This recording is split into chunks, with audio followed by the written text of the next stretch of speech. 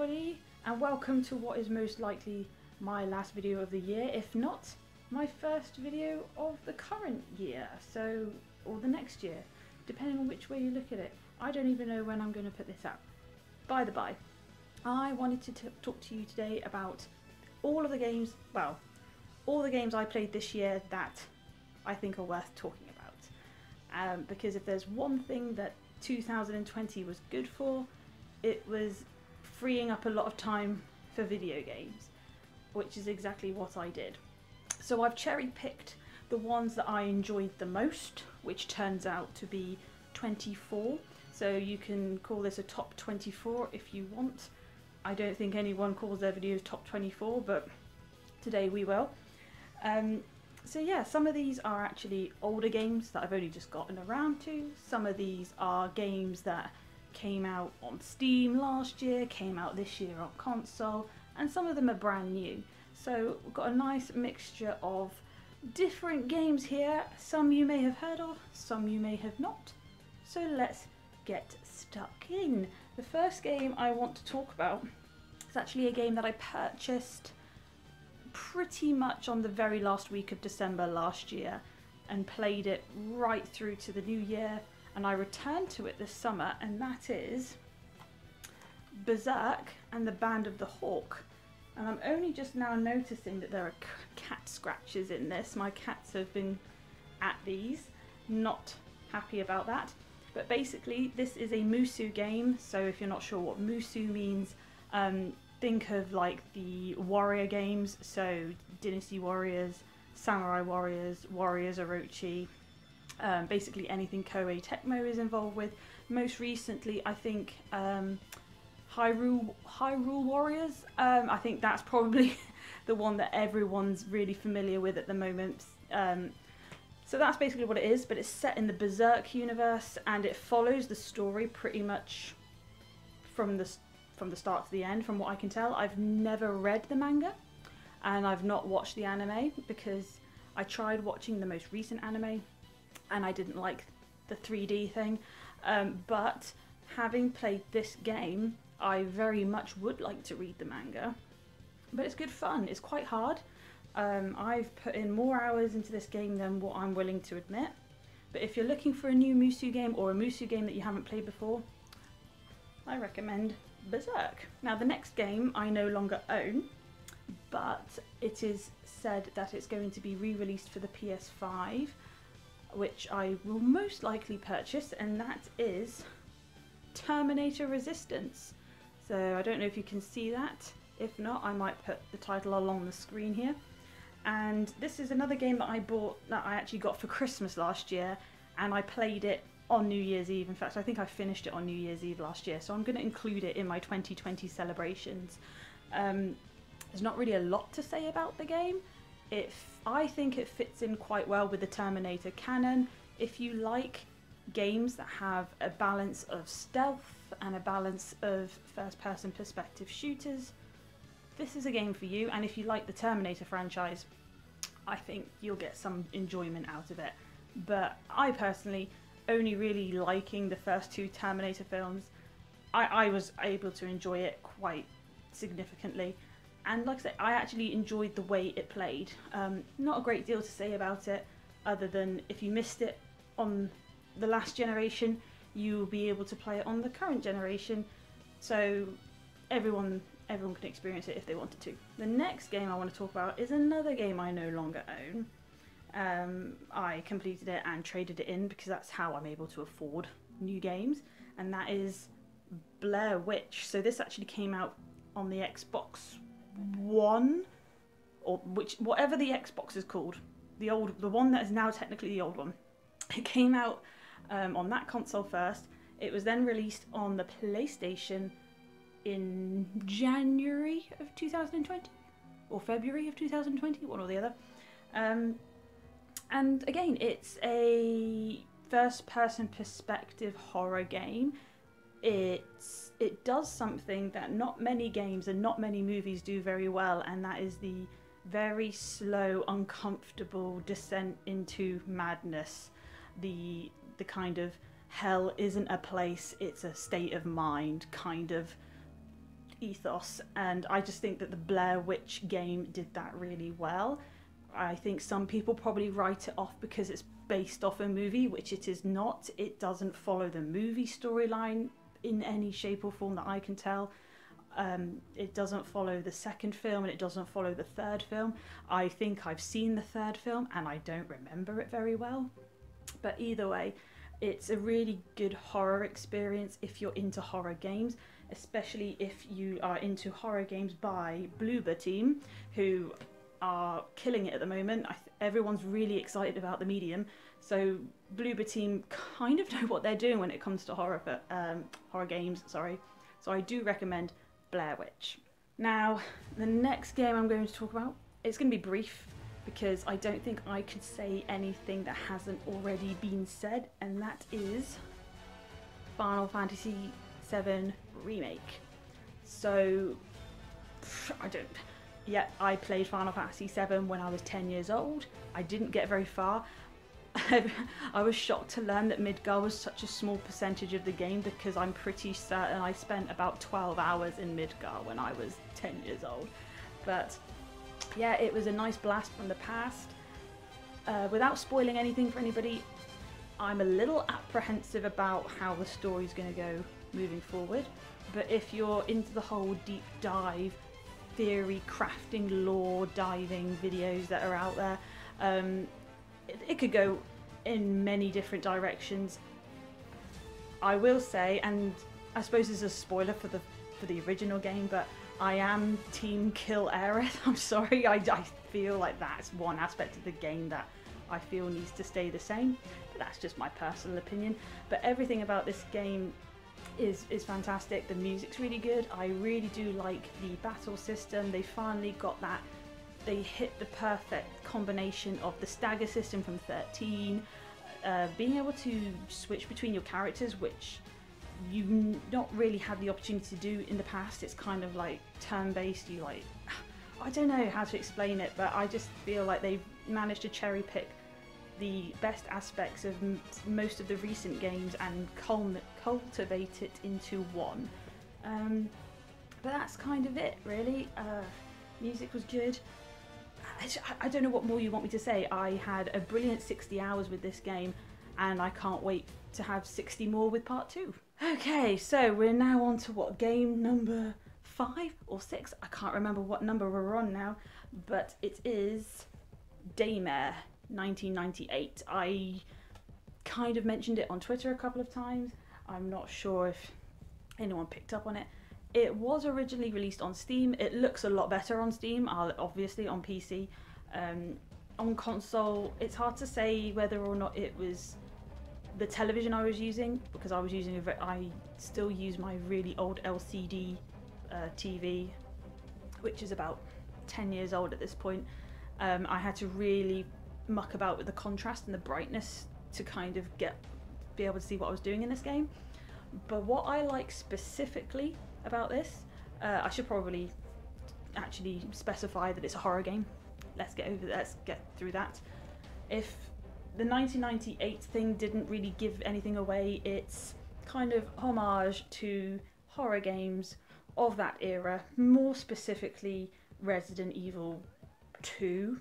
I think the guys behind this have cited Resident Evil 2 as a massive influence. So it's a third-person, over-the-shoulder horror experience. And what I like specifically about this game is, one, all of the Easter eggs and nods to other horror games. I think that's really fun. But I like the inventory system, which is what makes the game a horror experience. So bear with me. In the game, you have I don't know how to explain it. It's like some sort of tracker keeper thing. But it's like a fancy special agent kind of system that monitors your heart rate and all that kind of stuff, but you manage your inventory from there too. And in your inventory, here's the real kicker. You know how you just press square to reload usually? That's an option in the game. That's there. It's called quick reload. However, by doing that, you basically discard ammunition that's already in the clip to put a fresh clip in, and that's wasteful. In a boss battle, very helpful. However, the real difficulty is doing the reloads properly. So it's okay having loads of ammunition. If you don't have clips to put the ammunition into, you're screwed, because you can't just put bullets into a gun. How you have to do it is you have to put the bullets into the clip, and then you have to put the clip into your gun. Yeah, and that's all well and dandy when you're prepared. So when you're sorting your inventory out in a safe room, that's great. Yeah, you fill all your clips up ready to go. But when you're in the heat of battle and all your clips have run empty and you've just got loose ammunition in your inventory, you've then got to try and refill your clips in order to reload your gun whilst you've got this horrible mutated thing running at you, and they don't dick around. They kill you nigh on in one shot. So that specific theme throughout the game was I found that to be the challenging aspect of the game. But overall, I thought it was a good horror experience. You know, it's the kind of science experiment has gone wrong, and you actually play 2 characters or 3. I think you play 3 overall, but you swap between 2 specific ones for story purposes. And I just think it's a good time. It has alluded to a second. I hope there's a second part. I really do hope that this did well enough to then support making a second part to it. If not, then, you know, that's a shame. But yeah, if you're into horror games, I do recommend Daymare 1998. Please go check it out. So the next game that I managed to get my hands on was a little game called The Town of Light. Don't know if you can see that. So this is by Wired Productions. I kind of went through a Wired Productions phase. After I played Close to the Sun last year, I was very intrigued as to what other games they had released that I might enjoy. So it kind of sells itself as a horror experience, and I think that's a little misleading. It is more of a first-person walking simulator that covers quite a disturbing and upsetting topic, which I suppose to some people could be generalised as horror, but the jump scare aspect isn't in this game at all. It's more or less walking around, finding objects and piecing the story together yourself. So you play as a woman. Well, actually I don't really know who you play as, because you find yourself in an abandoned asylum for whatever reason. I can't really remember. And as time goes on, you basically follow through the story. I don't even know how to explain it, but to cut a long story short, it's heavily inspired by what really happened in an insane asylum somewhere in France. I think at the after World War II or World War One. I can't remember which one. And it's quite depressing. It highlights just how cruelly mistreated a lot of the women in these facilities were, specifically women, and how they were wrongly imprisoned as crazy or insane when actually they were just homosexual and open about it, but they were stigmatized and made to feel as though there was something physically wrong with them. Oh, that's gone. So yeah, that is quite heavy, but it was a good experience. It did a really good job of telling the story and making you feel empathetic and sad for the people who went through that. The specific story used in the game, I don't know if that is true, like based off a true case, but I would not be surprised if it's inspired by an amalgamation of other people's experiences. But either way, if you're wanting to play something that's solely narrative driven and not combat related, then The Town of Light is a good pick. Now the next game is another game that I don't own because it's a digital only game, and that is Path of Sin Greed. Yes, I got to a point where I found myself playing hidden object games, which, say what you like, but back when I was a kid, these sorts of games on the PC were more or less the only ones I was allowed to play. So it was a good blast from the past in that regard. But also, Artifex Mundi, who are the guys that make these games, make loads of them. Like, it's not even funny how many there are available to download on the PlayStation, never mind on your phones and your tablets, and probably on the Switch and other consoles too. But this is the one that stood out for me the most. This is the one that I thought was actually a really good plot.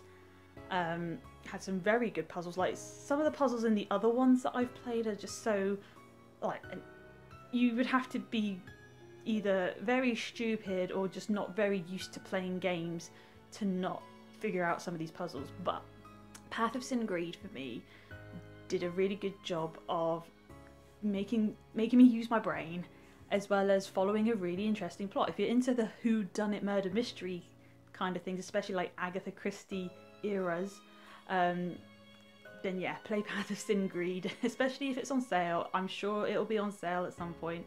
And if you want, again, if you just want a laid back, easy experience, this is the way to go. Okay, so another game that I picked up this year, which I actually managed to convince my partner John to play with me in co-op, was Remnant from the Ashes. Now this is a game that came out in 2019 to little fanfare. I did not see a lot of people talk about this game at all, which really surprised me. And the people who did talk about it gave it a pat on the back, but that was as far as it went. But I managed to convince John to play this with me, as I said, and we had a really good time. It's randomly generated levels every time you go into the world. It's only randomly generated to a certain extent. You know, there's only a certain list of bosses and dungeon layouts that it can generate, but you never know which one of those you're going to get for sure, which could be a bit of a pain if you want to grind a specific boss. But that's half the fun of these games now, isn't it? I personally didn't enjoy it on my own. I found it tough. It is a tough game.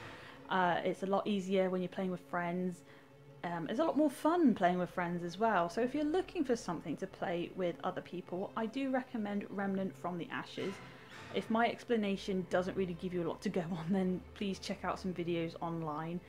But like I say, if you're not keen on the idea of randomized bosses and randomized level layouts, then maybe this isn't for you. But I had a good time with it for what it's worth. Yet to play the DLC. There's 2 DLC for it, which again, because of random level generation, I haven't actually come across the boss for one of them yet, so that's a bit of a bummer. But yeah, Remnant from the Ashes. Who knew?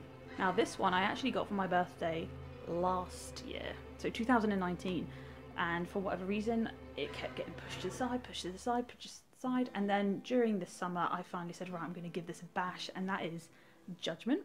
So for a lot of you Yakuza fans out there will recognise this title. It's basically Yakuza, but instead of being on the wrong side of the law, you're on the right side of the law. You play a private investigator, ex-lawyer.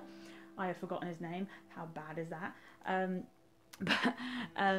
The guy who does the face model for it, he's actually the same guy that was like in Blade of the Immortal. He's like a pretty well-known Japanese actor, so that's pretty cool that they got someone of notoriety to be a part of it.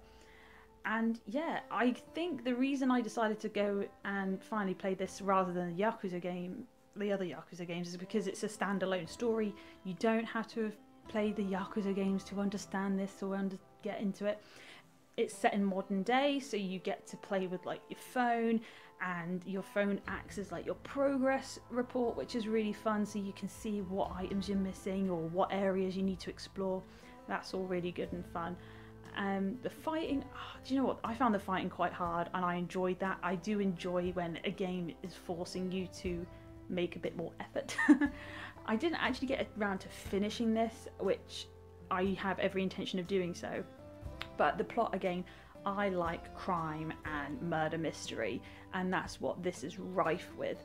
So if you're into something like that, then yeah, give it a go. But Judgment, I had a good time. Okie dokie. Now this next game I don't want to spend too much time on, because I can quite easily go off on a tangent, and that's not what we're here to do today. And that game in question is The Last of Us Part 2, of course. Now I did really well. I managed to keep spoiler free all the way up to 9 AM on the day this game came out. I was very upset. I had no predetermined opinion of this game. you know, I didn't know anything. I had my suspicions, and I always had my suspicions right from the first game. If there was ever going to be a second game, how that second game was going to go, and gosh darn it, I was right. But that doesn't matter now. I still enjoyed this game, and I don't relate to any of the characters really. In theory, I've never lost somebody I've loved like that. Not, you know, not in that way. I've never had to go through something traumatic like that. I don't even relate to these characters on deeper personal levels, but I'm still a human being. I still put myself in their shoes and think, well, how would I react to that situation, and how would I expect other people to react to that situation? So yeah, that's all very vague. I'm going to try and avoid the plot thing, but all in all, I enjoyed this game like 100%. And were there some things I would have done differently? Maybe, maybe not. It's hard to say. The music really does set the tone, does a wonderful job of giving you this kind of hopeless. I think that's how I described it actually. At some point, The Last of Us Part 1 is a very hopeful game. The Last of Us Part 2 fills you with hopelessness. That's the biggest difference. But I enjoy the way it played out. I think the graphic fidelity was brilliant. The music was brilliant. The acting was brilliant. I personally find it hard to pick fault with this game, and when I see other people online pick fault at certain things, I just think, wow, you must be a very depressed and sad person. Well, there must be something in your life that you're not happy with because you're picking fault with a fucking video game. So either way, I really enjoyed this game. I hope you did too. The next game I want to talk about is another game I don't physically own. I will do very soon though, so keep your eyes peeled for that. And that is Hellpoint. This is another game that came out kind of almost silently. You know, I saw some people talk about it, but it didn't get the big launch parade that all the other games in the world get. And basically it's Dark Souls in space. I'm sorry, I hate using that kind of comparison, but if I had to boil it down, it's if the movie Event Horizon had a Dark Souls video game made of it, which it is, and I don't think I can explain it any clearer than that, and that is scary. Fighting things in space scares me. Space scares me. And it's cool. It's a bit janky, don't get me wrong. It's not as clean and finessed as other games that have taken this sort of formula, but it still poses a challenge. It still has a cool aesthetic, which I appreciate. And I just think games that release on this sort of scale deserve a little bit of a boost. I think if you're the sort of person that enjoys these kind of games, I don't even know how else to describe them. I don't like saying Souls-like, but how would you explain it? I suppose it's limited progress if you die. I don't know. It's an RPG, yeah, okay, but it's not an RPG that everyone would expect. But yeah, Hellpoint. Just go play it if you could. Like, if you want Dark Souls in space, just play this. Another one I no longer own, I'm sorry, and that is Made of Scare. I think it's Made of Scare. It's a Welsh name, so I don't know how you're supposed to pronounce scare with a Welsh accent. But it's another horror experience. It's more of a walking simulator, however, with a hiding mechanic. I just realised how bad the lighting is, I'm sorry. Yes, it's got a hiding mechanic and a breathing mechanic, so you got to hold your breath and things like that. It's fun. I had a really good time with it. I liked having to hide and not relying on weapons, not relying on confrontation, having to run away and hide from your enemies, which is kind of how I used to play horror games anyway. I think the first time I tried to play Haunting Ground, I just relied on the idea of running away and hiding, and when that didn't work, I got angry with the game and stopped. This, on the other hand, relies solely on that, so it's all well and being. It's got a really cool soundtrack. I cannot commend the soundtrack enough. I had Canon Lan in my head for so long after that. But yeah, if you want another horror experience, go play Made of Scare. This is another one I no longer own, so I'm sorry, I will put my phone away at some point. So I want to talk about Deliver Us the Moon real briefly. I think this is another one from Wired Productions. Yes, it is. And this is a weird one, because this kind of doesn't play out the same throughout the entire game. First off, you're third person, you're an astronaut. You play an astronaut, let's get this straight. And it's got quite a sad story. You're basically going up to like a colony on the moon, trying to work out something's gone wrong up on the moon, and you're trying to work out what. So you start off on Earth, you have to, in third person, get from the base onto your rocket, and then once you get onto the rocket, you're in first person, and you have to traverse the rocket and fix the rocket, because I think there's something wrong with it. Or you have to get to a space station first and repair the space station. I can't remember. All of this is in first person. It's all a bit crazy. And then when you do get to the moon, you're driving around in a truck or a tank, a moon buggy, and it just jumps from different styles of gameplay a good handful of times, and it's very peculiar, but for the most part you're solving puzzles, and be that environmental puzzles specifically. And I really enjoyed it. And if you make the effort to find all the data logs, you build together the story, you build together what on earth happened on this moon base, where have all the people gone, etc. And it's quite sad, if I'm honest. Spoiler alert, it's quite a sad outcome. But I really enjoyed it. It's not a horror experience. I think I need to make it very clear that this is not a horror experience. It's more of an explorative kind of progress. I don't know. But I enjoyed it. And I think, again, if you are looking for another game that's not too intense, not too strenuous, Deliver Us the Moon is a good way to go. Okay, I can show you an actual game now. So this is a game that we've had in our collection for years. I bought this for my partner as a birthday gift and he never played it. So I decided to take the helm and give it a bash, and that is Kolat. And it is narrated by Sean Bean. No, Sean Bean doesn't die. So it's based on a true event-ish. Kolat, I think, refers to... Does it refer to the mountain, or does it refer to the team that went on the mountain? Basically, a bunch of expeditionists or explorers went missing on a mountain, and I don't think they were ever found. Or when they did, no, sorry, when they did find them, their bodies were in such a state that they just could not justify, could not explain, given that the conditions that they were in. And basically, how this plays is that you are an explorer, or you are a person. You've decided to go to the mountain range, and you're looking for something, or something has summoned you there, something to that extent. All you have is a compass and a map. That's all you have. And it's all in first person, and it's amazing.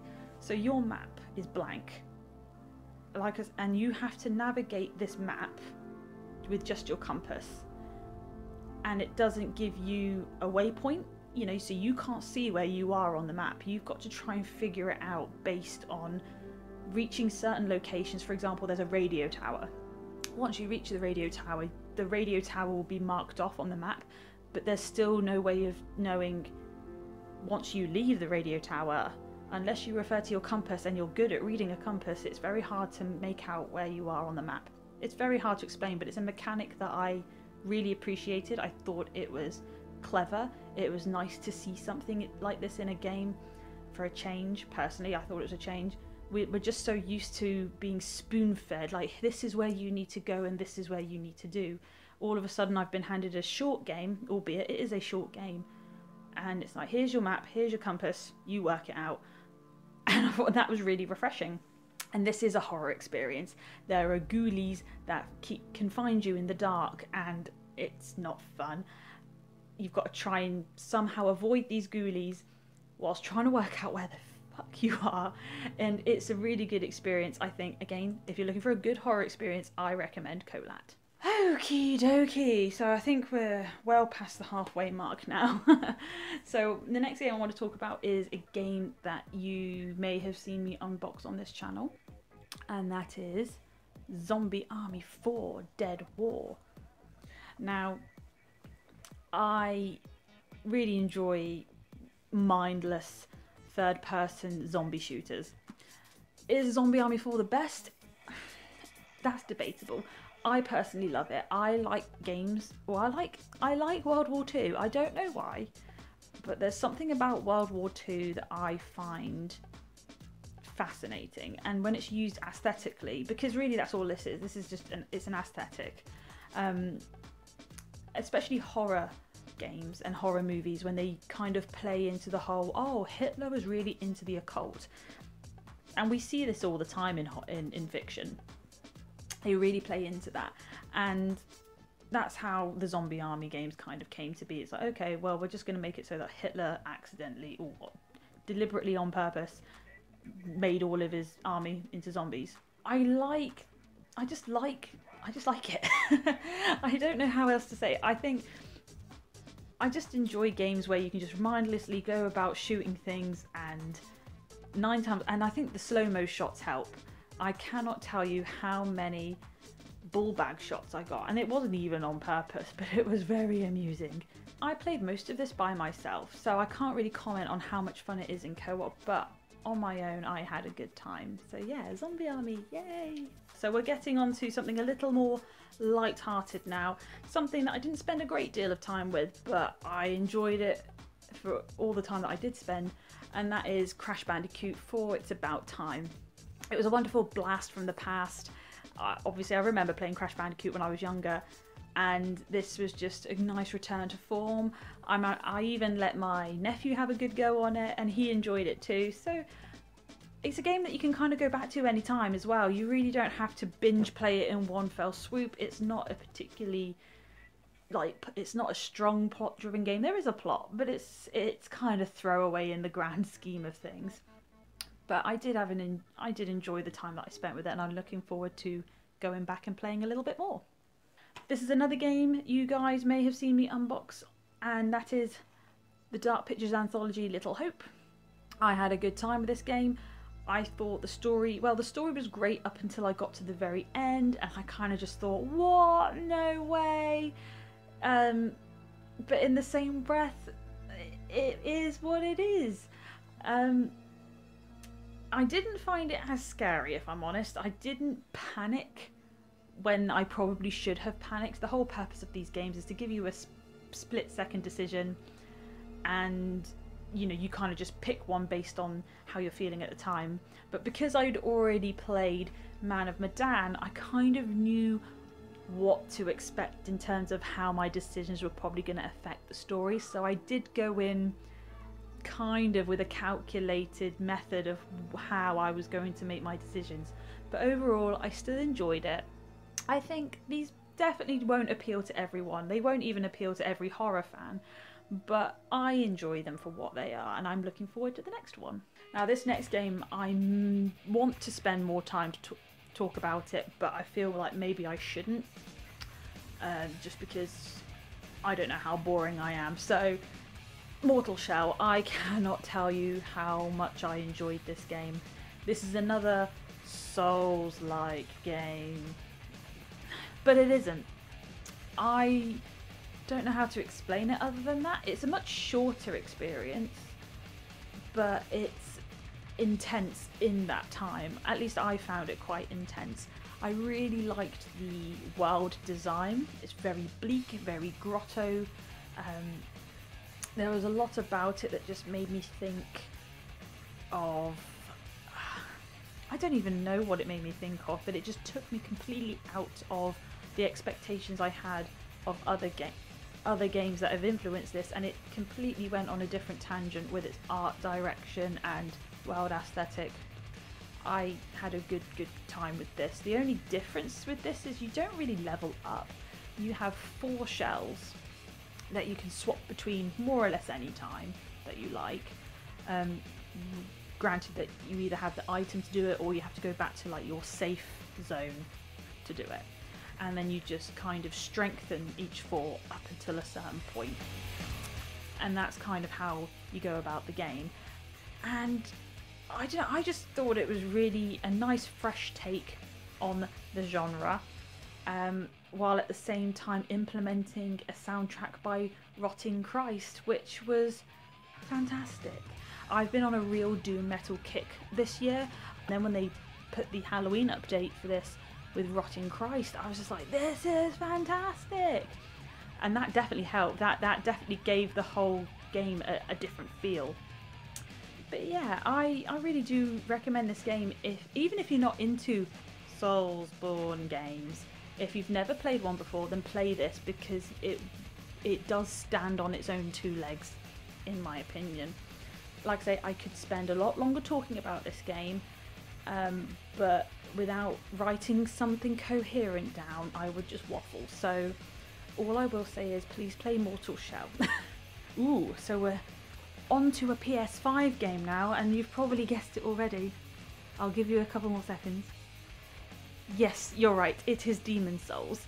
So I don't know what to say, other than I have a good distant memory of walking into my local branch of Game Station in the year 2009 and asking, do you have a copy of Demon's Souls? It came out today, and being met with this expression. What? It turns out that we went in on the day it came out in North America. It would be much later before the UK got it. And so for 11 years the game eluded me. We bought the North American copy. Could I get past... Where could I get past? I really don't recall where I got to on that copy of the game, which is embarrassing. We then downloaded the UK version. I couldn't get past the Tower Knight. PS5 version finally came out, and I have beaten the Man-Eater. I have beaten No, I haven't beaten the Man-Eater. I'm stuck on the Man-Eater. That's where I'm at the moment. I'm stuck on the Man-Eater. I've killed the big fiery one, the Flame Tosser or Flame Man. I've killed the Tower Knight. I've killed the one in the church. Scary cat. There was a woman in a church. I killed her. Yeah, I've done a lot better on this run. So yeah, the PS5 version is definitely the optimum version to play. And it's good fun. I actually think it's not as hard as what people will allow you to believe. You just need to be driven and interested in this game if you want to progress. And as someone who personally was looking forward to a remake long before it was even announced, I'm having a good time with it. So yeah, is it the only reason I bought a PS5? Sort of. It's no lie that the PlayStation 5 hasn't actually got much of a launch lineup itself, as much as they will let you believe otherwise. They haven't. It's all ports or upscaled versions of other games.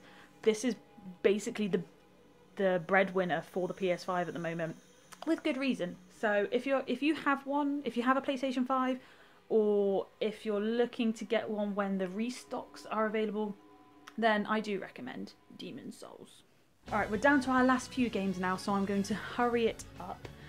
It's actually another PlayStation 5 game, and it is Astro's Playroom. So this is a built-in game with the PlayStation 5. Obviously there's only a limited amount of people out in the world that have access to this game, but it's a good little platformer. So if you've got children, they'll enjoy it. If you're an adult who just enjoys platformers, you'll enjoy it.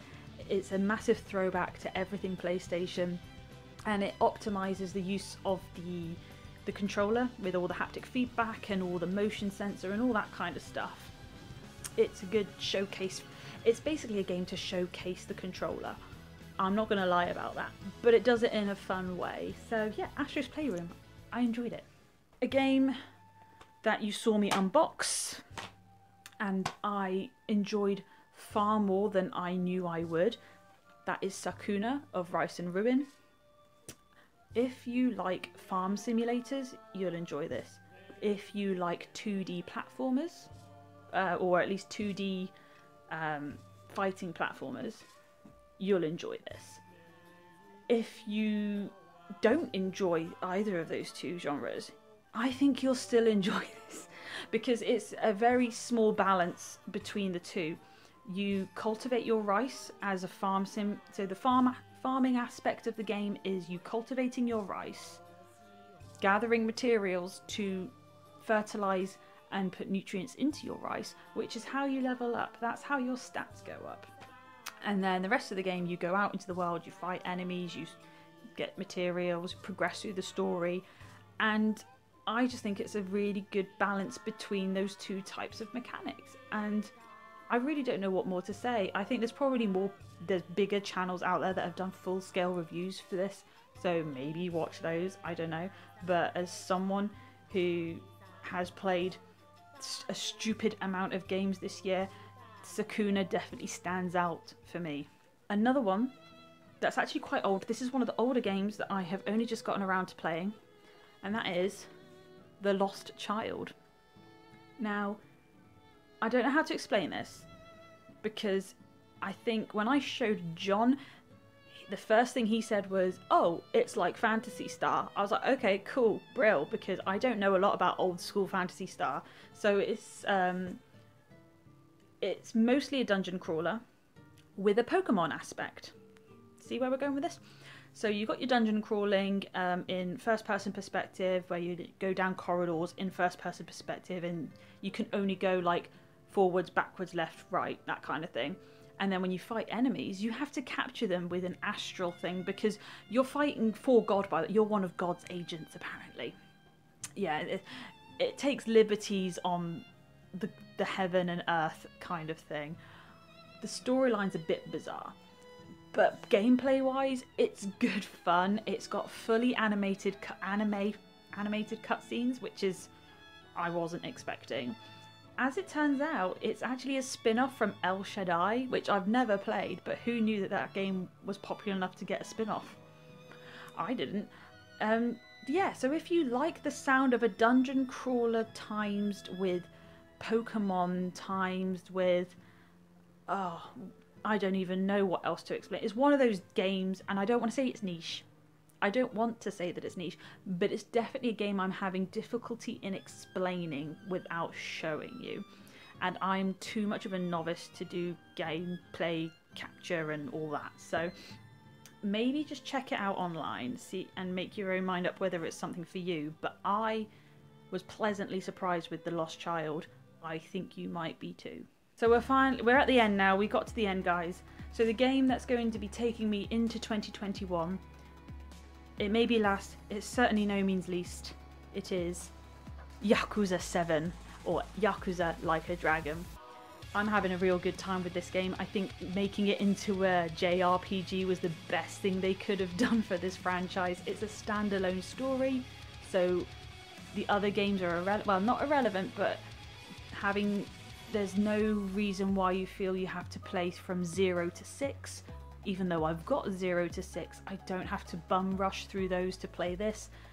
So far, I'm having a great time. I've just got to chapter 5, and I'm in love with it. I like the characters. I like the turn-based battle system. It's a lot easier than what I was expecting. So I'm just wondering if it's going to spike in difficulty at random times. I'm not sure.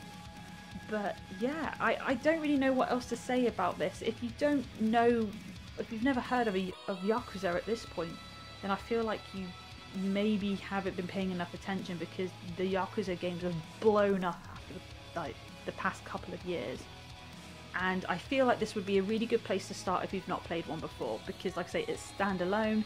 It's a different battle system, so that could be a bit misleading for you, but other than that, I think it's a good gateway entry into what to expect from the world of Yakuza. Yeah, cool. But yeah, those are the games that stood out for me in the year of 2020. I played a lot of games. You know, that's not even including the ones that I thought were a bit, and the ones that I kind of forgot that I played. So yeah, if there's anything in that list that stood out to you, if maybe you've played them yourself, or if it's a game that's piqued your interest, leave a comment. I would be very interested to know what you've played, what stood out for you. And going into 2021, what's next? You know, are you going to stick with the games that you've been playing throughout this year, or are you just looking forward to moving on and getting new stuff next year? But yeah, that's me for the year. Happy New Year to you, and see you in 2021.